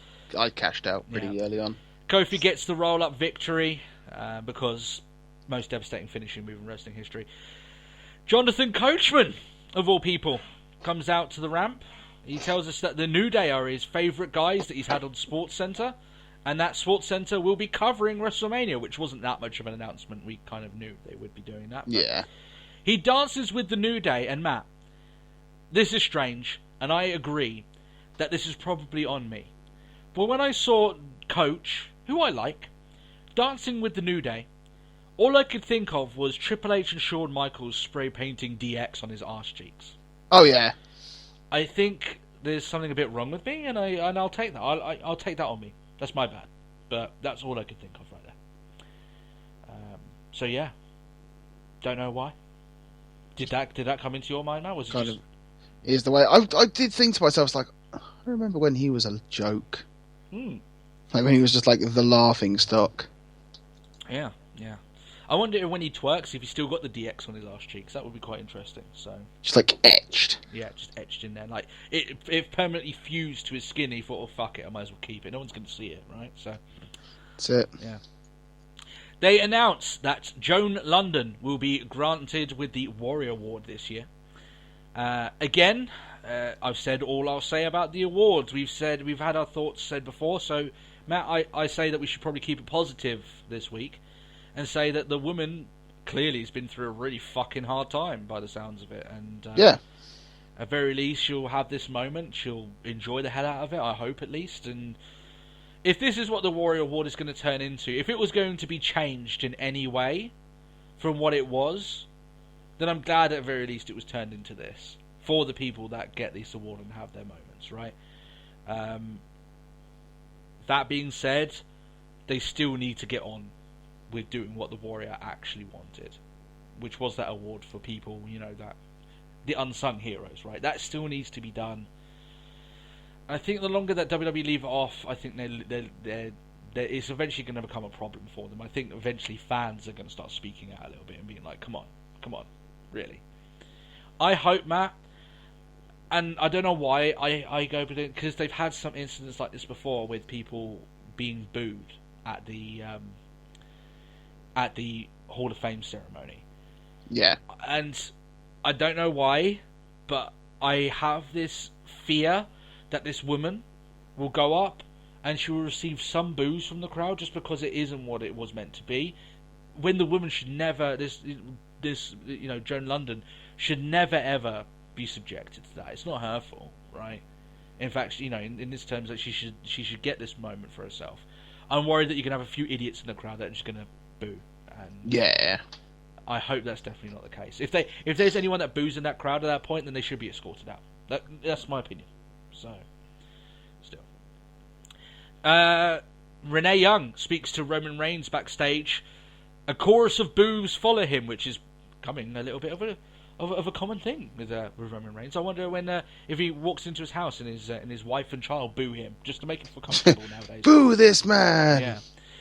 It's not long before the Dudleys pick a fight. Triple H comes out of nowhere, Randy Orton style, to give him a little bit of a beating, and tells Reigns that he will never have the WWE title again, and slams his noggin into it. So you'll never have this. Look, you like this, don't you, bunk? You know what, Matt? Triple H has been so vindictive, so evil here that the crowd, man, they were completely behind him. Yeah. They what do you mean they liked the heel? Yeah. Wow, this is getting even more awkward, but still. Kalisto versus Connor. I guess that the whole Stardust affiliation is gone because seems it. Yeah. Talking about forgetting things, Kalisto hits into Selena Del Sol, and the match is done. It basically didn't last more than 90 seconds tops. Ryback comes down to the ring and stares at him. Yeah. Were you expecting something else to happen? Well, sorry, it didn't. No. Matt, I actually think, Matt, that this could have been a good storyline. I think it could have been a good feud if WWE had just given it a little bit more time, a little bit more care, and actually had some sort of a plan. It stinks of Rush, doesn't it? Oh, yeah. Oh, absolutely. It almost, to me, I honestly thought that they wouldn't have anything happen between these two guys and they would just forget that it was even a show on the card. A match on the card, sorry. Yeah. But the way that Ryback's coming in now is that he's not picking fights. He's just he's trying to be realistic, even though he's a bit of a dick for being, but he's being realistic, sort of thing. They could have built up something like this a little bit more. Maybe Kalisto. No, I like to believe in people. This is what I do, and your outlook. You may think it's realistic, and he can name people that never. Rey Mysterio thought everyone thought it was realistic for Rey Mysterio never to be anything more than Cruiserweight champion. He ended up becoming world champion, right? They could have played off this a little bit more. They just didn't have anything there, so there we are. Brock Lesnar, Matt, is out, and Heyman says that it's his job to hype Lesnar's match at WrestleMania. A rare opportunity to see a once-ever athlete in his peak and prime. Heyman says that Ambrose made the Ambrose has made the fatal error of thinking that if you take Lesnar out of his comfort zone, being the NCAA champion and UFC champion in a ring, right? As Lesnar is prepared to give Ambrose a colonoscopy in the ring with every weapon in the building. That doesn't sound very nice. Doesn't sound pleasant, does it? A bit evasive, Matt. Maybe giving him a bit of a sore buttle at the very least. So, yeah. Hopefully not with the chainsaw. Oh. Ooh. Oh, that's not very nice. No, not a fan of that. No. That ain't PG. I'll tell you that much. Well, yeah, that much is certain. Considering Ambrose is planning on bringing Barbie out as well. And you know what's funny, Matt, is that while that would still be uncomfortable, it still won't be as uncomfortable as Reigns winning the championship if they're still planning on doing it. Yeah. Way, so, still. Ambrose comes out, basically fills his box with the weapons that I'm sure he already had. He comes shopping, yeah. It was so bizarre. Yeah. He came out for the chainsaw and Barbie, and I'm like, didn't you already have them? What? I didn't really get the point of it here. I know what, I'm psyched for this match anyway. I'm not too bothered. I think it was okay. And when you got Heyman hyping up your match, really half the job is done right there. So this is going to be a fun match. I really do. And with my predictions, I will tell who I think will win and who I think should win. So still, Paige versus Emma. Oh yeah, guys, Emma's back on the main roster. Oh guys, it's this segment, Matt. Oh, where we finally learned the final member of Team Total Divas. Do you remember this now, Matt? I wish I didn't. Oh, let's talk about this, shall we? It's not. Oh yes, we will. No. So, I refuse. Let's talk about Emma first, because we like Emma, right? Wasted. I do hope that at very least they do her right this time, because she's in a better place now. I think she's safer as a heel than she did when she first came up as a face. I do believe that. Agreed. But she reinvented herself at NXT, man. It would be such a shame if the main roster destroyed her twice. Yeah. She had done such hard work to get this heel over and everything. It just still. And you know what's funny is that considering I know she's been losing too, but she's been holding her own against Asuka on NXT. You look at the list of women involved in this match, and it's like, really, this should be a fucking doozy for Emma. She should be clearing the floor with all of them, but still. Match was doing fine. In fact, I was thinking to myself, wow, you know what, Matt? The week before WrestleMania, we might get some of the NXT magic getting recaptured with Paige and Emma, right? You know.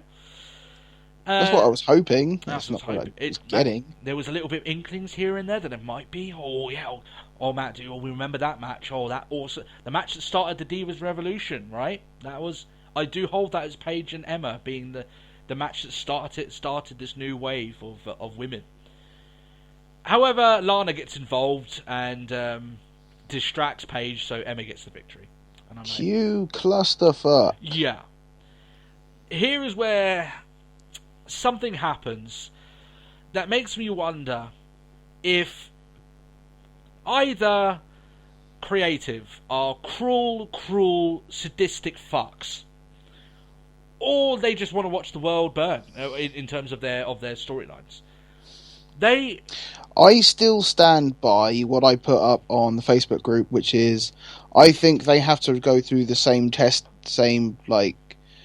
drugs testing as in-ring talent. Absolutely. And I guarantee you quite a lot of them would fail. Literally, it's like, this must have been the only reason I could think of this decision to do what they did is if they cut a head off a chicken and wherever it fell, they just kind of... Yeah. They made the match from there. Spun a bottle or something. I would hate to think of someone actually going, this would be a great idea, let's put her in there. And I know it makes sense. So basically, Eva Marie, she comes out, she's back on the main roster.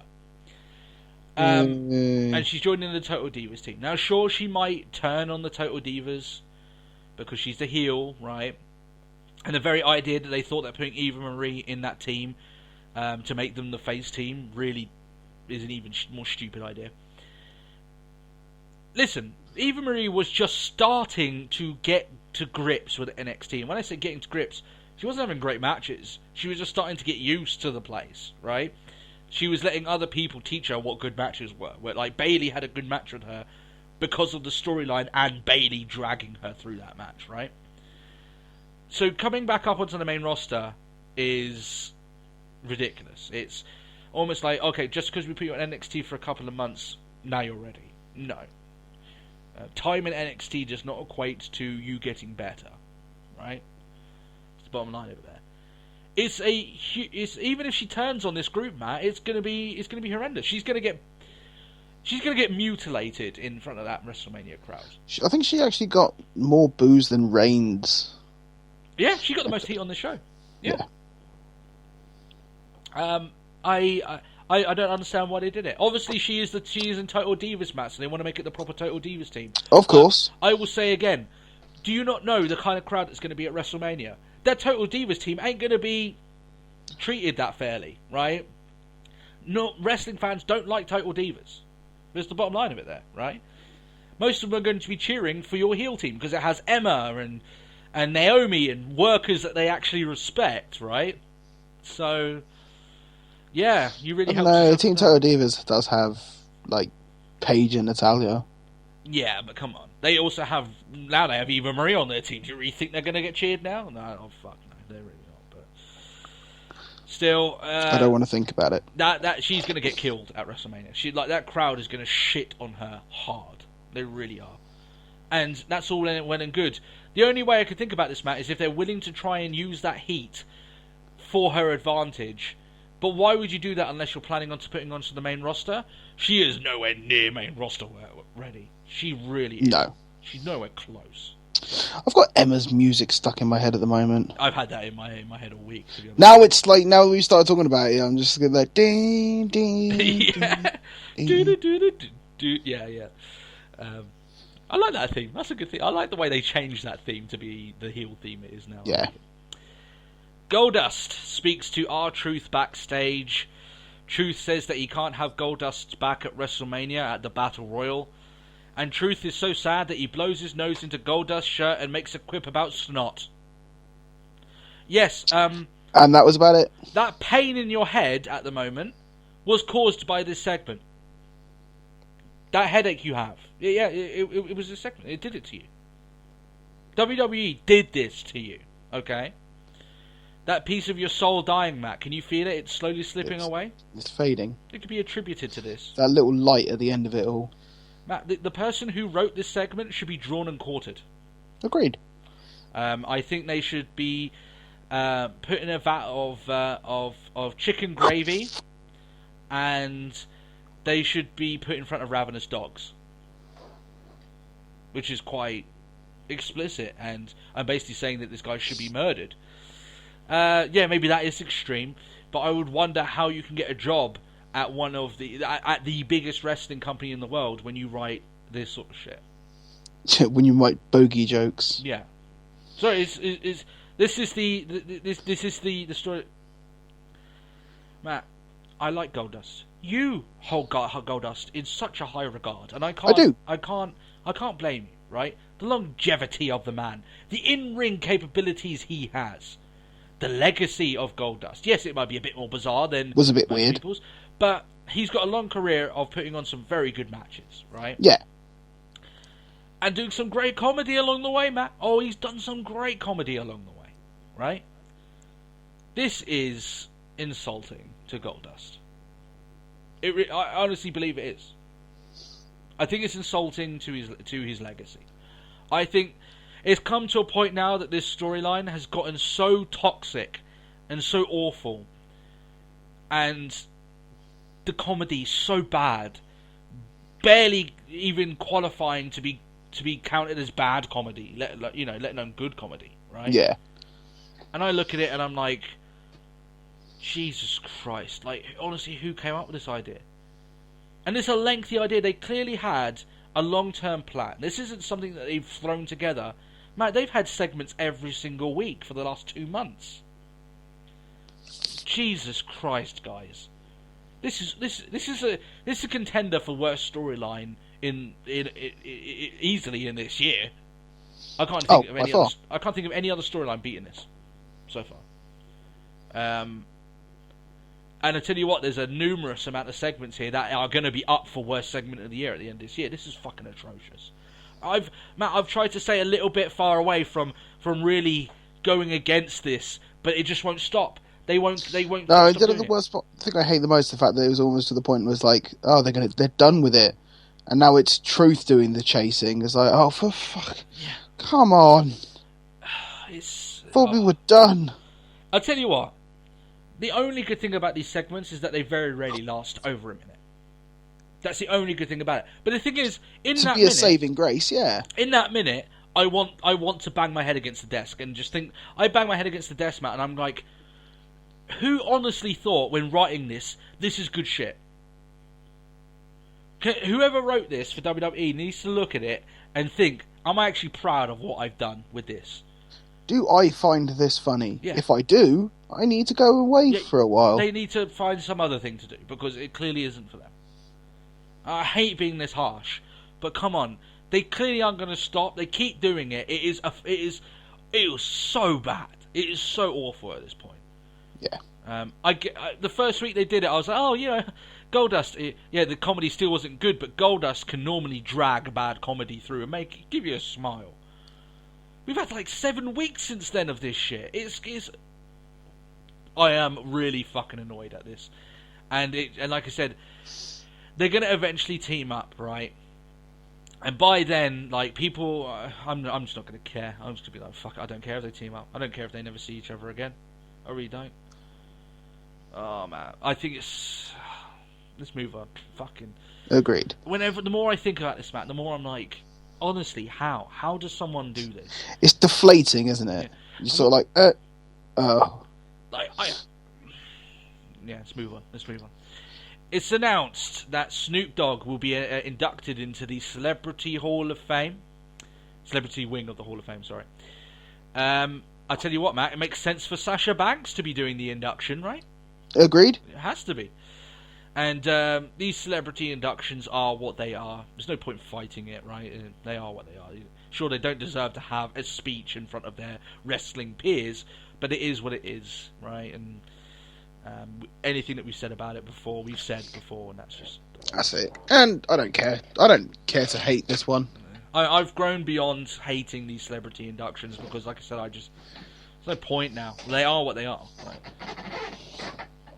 And what it's worth, I've heard that Snoop is actually going to be doing the entrance for Sasha this year, which would be pretty fucking awesome if that's the case. So, Stardust, Miz and Owens versus Sami Zayn, Dolph Ziggler, and Sin Cara.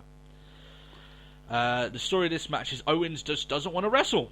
So, yeah. Basically, that's it. Or when he does, he only wants to do it when he feels like it. Matt, this was a long match at the arse end of this show, and at this point I had kind of tuned out. Oh, I cashed out. Yeah. I watched this match in a terrible way that I'm not very proud of, which was skip a couple of minutes, what's currently happening. Skip a couple of minutes, what's currently happening. I tell you what, like, a lot of people might go, oh, really? Listen, me and Matt normally watch Raw over a case of a couple of days. Because of this week and the amount of stuff we've had to do, we've had to basically... I watched all of Raw in a day. Ugh. Yeah. Oh, poor you. Even if it's like this show wasn't bad, it was okay, it was all right. But even then, it drags. After that once you hit that third hour, man, you start getting exhausted. You really do. It's fuck. Like, this is really starting to take it out of me at this point. So, but that's just the way it is. The crowd start shitting on the match, actually. By that point, they start chanting for guys like CM Punk and RVD. They also chant, "This is booty." It's not a Mexican wave as well. Now, Matt, I can almost guarantee that a similar response wouldn't have happened if they had had a well-told singles feud storyline instead of this. Now, I've already said that I'm not completely against a ladder match, but I'm not blind to think that if they had a decent singles storyline for the IC Championship, this likely wouldn't have happened. But still. After a chaotic end where the match started picking up a bit, Owens tags in finally, but Zayn reverses the pop-up powerbomb. Owens tries to tag out his partners, but they get the hell out of Dodge, considering he did that to them in the last couple of shows. And during the match. And during the match itself. So Zayn hits the Helluva Kick and ends it. Gets the pinfall. The last 2 minutes of Zayn and Owens is what this story could have been. So take that for what you will. Just saying one thing. Has he done the Blue Thunder Bomb since he's been on the main roster? I don't think he has. He hasn't even really had that much time in the ring, like a lengthy match to really show everyone what his chops are. So yeah, which is a shame. So the final segment of the night, Stephanie and Triple H are back out. They do the same promo. Now that he's pissed off and we can start talking, you need the authority. Pathetic human beings, unwashed masses, blah, blah. What's quite funny though, right? This is hilarious because they've got Stephanie McMahon on the mic, and the way she's trying to get over that Reigns is the harbinger of our dreams, and that he's been accepted by the fans. It just comes off as idiotic. It comes off like, do you not fucking hear the boos? Like, they don't like him. Like, are you deaf? Yeah, you must be deaf. Reigns comes out again. They basically redo the segment again that they did from earlier on in the night. He's booed again. Then they try and do the separation thing, which doesn't hold a candle to when Lesnar and Undertaker did it. I had the exact same comparison in my mind when I was watching this. I was like, it's not as good. It's not nearly as good. Now, the show ends with Triple H escaping Reigns, and again, with a chorus of boos. Again. Bit of a poor way to end this show, considering they basically just rehashed, apart from a little bit of a different brawl, they rehashed, the segment from earlier on the night, which I didn't think added anything particularly extra. So all in all, Matt, a show that I think at very least they tried to give every match on the card a little bit of time. Yeah. Now, whether or not all of them were hits and misses, I mean, obviously that Shane stuff at the beginning of the show, fantastic. That was really great stuff. The show wasn't as bad as last week, I believe. I don't think it's the... I don't think they promoted some of the matches on the card that well. True. Some of them have been basically forgotten, like the Dudleys and Usos. Pre-show, who cares? Yeah, they barely interacted with each other at all. So, I'm sure that a lot of these storylines, Matt, they would have benefited if the booking for them had started properly around about 6 weeks ago rather than 2 weeks, right? Oh, agreed. They kind of went from Roadblock, and I'm like, that's like 3 weeks. Why wouldn't you've not?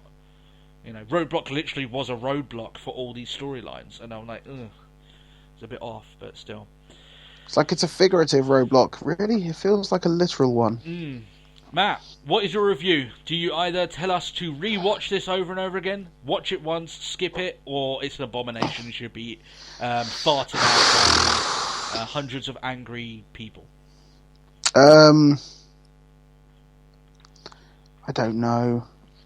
There's some bits. There's bits. I think it's probably going to be the same as last week when I was like, watch like the WWE YouTube like top 10 bits of Monday Night Raw. Watch that, because I don't think much else gave much else at all.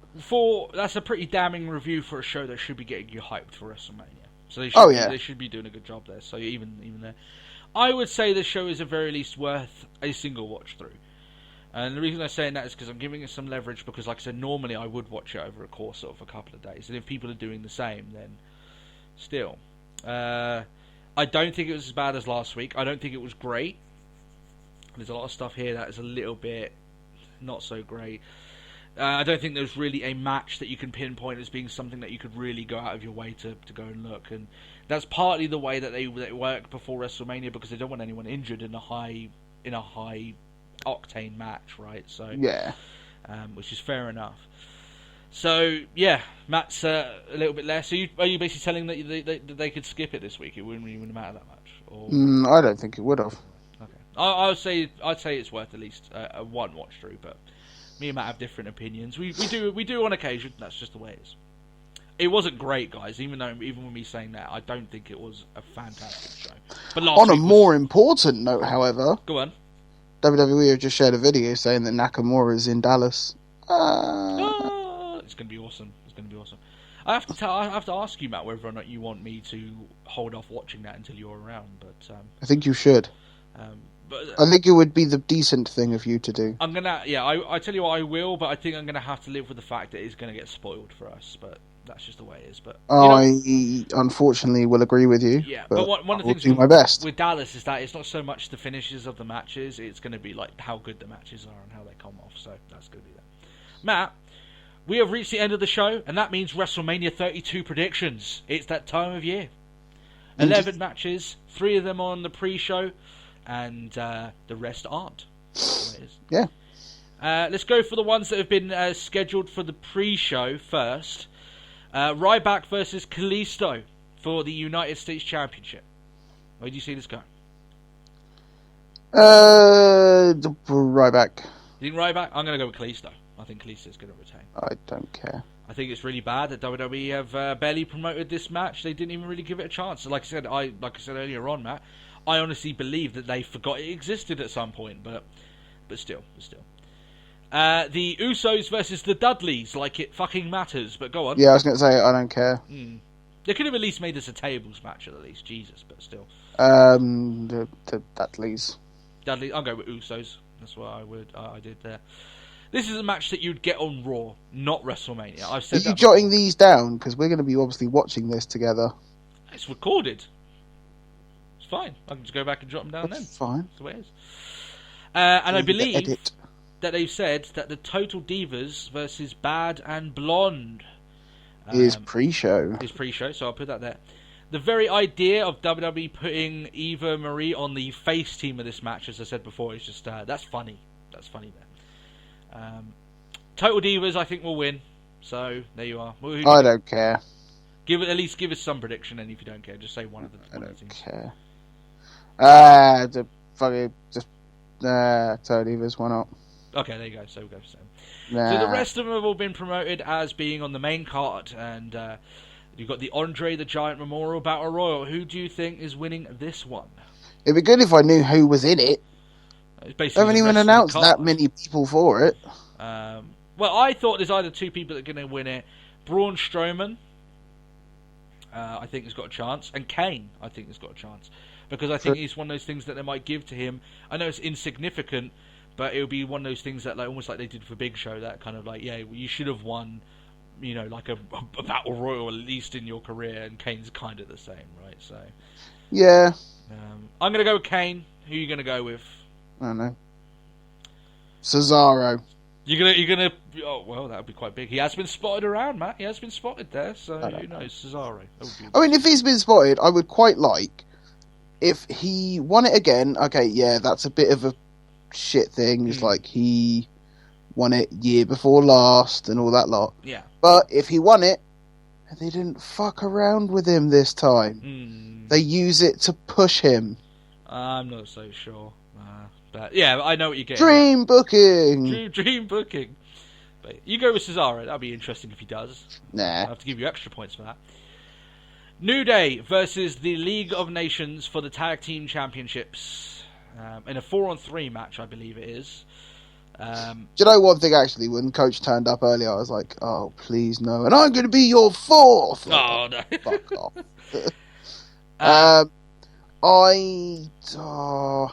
I'm going to go for the New Day just because I really don't want the League of Nations to win anything ever.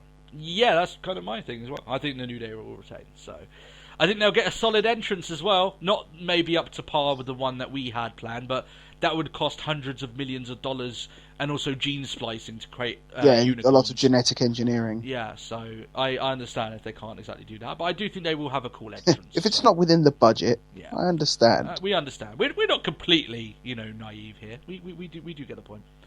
AJ Styles versus Chris Jericho. Styles, yeah. I think this is a given. It's one of those things where Jericho's going to do the job, do the business again at WrestleMania, except he's going to do it for a guy that is a lot better than Fandango and a guy he respects a lot more than Fandango. So there is. Yeah. There's a possible show stealer in this match if they get enough time. That's the bottom line. I think they will, because if not, like, you hear all these reports that Jericho's like an absolute arsehole when it comes to being backstage of getting what he wants. Yeah. I'd like to think that he would be like that. Yeah. If they're like, yeah, you're going to get like 6 minutes, and he's like, yeah, you take your 6 minutes and shove it. Yeah. It's WrestleMania, though. I don't know how much that can go, but I'm sure that this match does deserve a bit of time. I'm sure they can tell a great story. All they need, man, they don't even need like fucking 30 minutes. They just need 10. At very least, give them 10. They will put on a great match in 10 minutes. So, the Intercontinental title match, the ladder match with the mid card. I'm not even going to name them off. Who do you think is going to win? I will go with Owens to retain. Yeah, I want Owens to retain too. It's one of those things, Matt, when they have these multi-matches at WrestleMania, normally it's the champion that actually ends up retaining the title. So, unlike last year when Bryan won it. Yeah, I don't know. I don't think they're going to give it to Sammy yet. It will be... I think it will come close, and I reckon it will open up a Sammy Owens feud. Yeah, that's where the money is. They should have done that, really, but still. I guess they need it for that one thing for the ones who aren't aware who Sami Zayn are. I think they needed it. Yeah, maybe. I still think a good decent run up with vignettes and video packages would have done the trick, but agreed. But still, I mean, hell, the Brooklyn crowd know who he is, so that WrestleMania crowd's going to know who he is. That's not a problem. So yeah, lot of Olay. Oh, a lot of it. Charlotte versus Becky versus Sasha for the Divas Championship, or if the rumors are to be true, the newly changed Women's Championship, which will be good. Sasha, yeah, I'll go Sasha Banks all the way. I think if Becky was going to win it, she would have done it beforehand. She's in this match because she deserves to be, but Sasha is the girl that's going to... I think she'll pin Charlotte, though. I think she'll beat Charlotte for this. I don't think they'll do a thing where she pins Becky and Charlotte loses that way. I think she'll pin Charlotte. So it'll be a clean finish. Yeah. I did see one thing, which is like a speculation, which is like, so on Monday after Raw, you have Sasha just going on about like, I've beaten everyone. There's not a single person up here that I haven't beaten, sort of thing. Yeah. Cue Bayley's music. Yeah. I do think it's time for Bayley, and I know it sucks for a lot of people that wanted to stay in NXT, but eventually WWE is going to try and capitalize. Apparently, did you hear the rumors that apparently Vince wanted to put Bayley in the Total Divas team? Yeah, that's weird. Like, no. What I said to you there, Matt. Funny enough, I thought that there's a great opportunity to put one of the divas of yesteryear in there. And I even said, even if she's up for it and her body's up for it, put Jacqueline in there. She's getting inducted. You don't have to do much. It's a multi-woman pre-show WrestleMania match. Scramble match. Yeah. All you have to do is a body slam and a clothesline. That's really all you need to be doing. Yeah. And I thought it would be a great opportunity to put Jacqueline back in there. But still. So, we get into the main events. Here we go. I've got the Bayley music stuck in my head. I was wondering what you were doing there. Here we go. The 3 main events in this match. I'm going to list them as to what I think WWE are going to book it as, okay? So what I think they're going to do the ordering, okay? Dean Ambrose, Brock Lesnar in a no-holds-barred match, or a street fight, whatever. Yeah. I see Lesnar winning the match, but I see Dean putting up a legendary fight. I put it to the point where either Lesnar isn't able to leave on his own devices, or Dean puts up so much a fight that Lesnar's forced to shake his hand in the ring. He actually shakes his hand. Something like that. Something that will put Dean, like, yeah, he didn't win, but he put up such a fight that even Lesnar, the guy who just doesn't have any time for any of that sentimental shit, yeah, he feels like he has to offer something to Dean. Almost like that moment where Taker and Jeff Hardy in that ladder match. A similar sort of thing to that, right? That Undertaker, you never thought his character would do that. But when it did, it felt that much more of a big deal, right? Yeah. He gave his respect to him.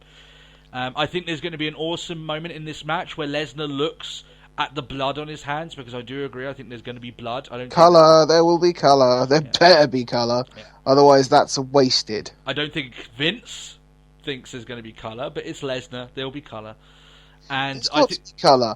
You can't go, hi, Dean, Remember me? I'm the hardcore legend Mick Foley. Remember my baseball bat? I want you to have it. Yeah. It's one of those things where, like, Lesnar's going to look on the blood of his hands, and Dean still won't die. And I think that's going to be an awesome moment where you see, like I said, this guy Lesnar who's so sure of himself, knows exactly what he's going to do, knows his own power, and you got that moment when he has to have the facial expression perfect, and he's capable of doing it. Of, what do I do? Well, I've done everything to this guy. Yeah. He won't fucking stay down. What the fuck is wrong with him? And that moment is going to be awesome. That's going to be a great moment. What do you think there, Matt? I could completely agree with you. Yeah, you see Lesnar winning, but I have no arguments there. Yeah. No, I think, well, regardless, whatever happens, whether people will be walking away, under their own power, it won't be easy. Yeah. I do think this is going to be a fun match. I really do. I think there's going to be some really good moments in this match, but still. Yeah. Triple H versus Roman Reigns. That is right. I don't believe that this title match will finish the show. I think it will go on second to last. I think, Matt, I've had a lot of thinking about this. I really have, about what other ways they might go with this. I honestly believe Roman Reigns will win the championship, and he will hold it up high in the air to a chorus of boos. I think either way, even if he turns heel, he's definitely winning. So at very least the prediction's on par. But I do believe that he won't turn heel. I think that he'll win clean, and he'll even fight off maybe other people to do so. And then he'll get cheered, and then, he won't get cheered, he'll get booed to high heaven. I honestly think that.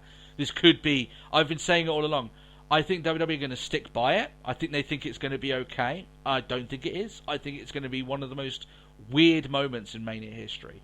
And I think the reason why... And they'll come to realise their fault. Yeah. The reason why I think that they're going to put this on second to last is because then it doesn't end the show. Yeah, it could be awkward, or it could be awkward, he can get booed to high heaven... But it won't end the show. WrestleMania 32 will not end on that note, right? No. That's what I believe. So, this leads to the match. Oh, sorry, what do you think? Sorry, Matt, I didn't even ask you. What's your prediction? Reigns. I was going for Reigns anyway. Reigns anyway. Because they're too dumb to know better. Yeah, that's it.